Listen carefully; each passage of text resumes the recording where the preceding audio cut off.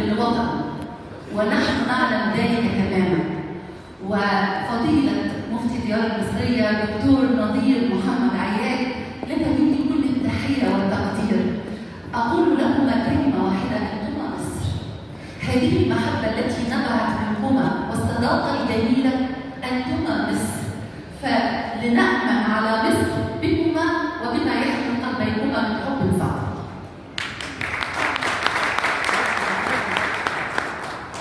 هقول لكم قصيدة اسمها مصر التي. مصر التي أبناؤها جنود أوفياء، هي همزة الوصل التي ما بين أرض الله دوما والسماء.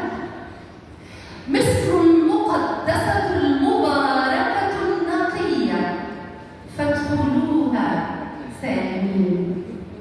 مصر يا محروسة بالله رب العالمين، في نيلها ما ليس ماء بل حياة، كي تورق الأشجار باسقة يسبح قلبها لله، وثمارها من جنة المأوى.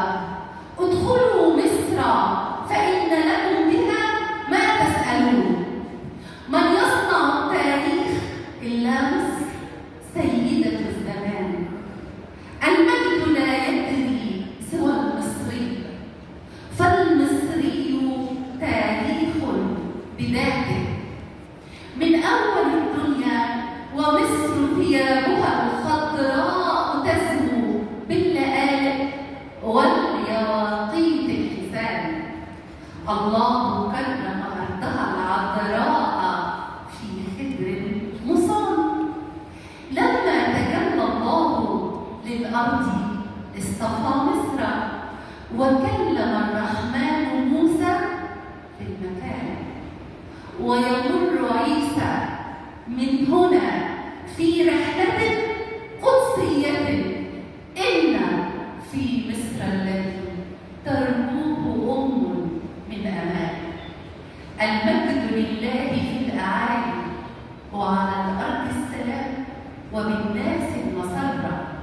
مصر التي ستظل حرة إذ جاءها قلب المعز بنبض جوهرة كي يقيم القاهرة. قامت مآذنها الحسان تصبح أزهرا، يهدي إلى الرشد الجميل بأي لسان.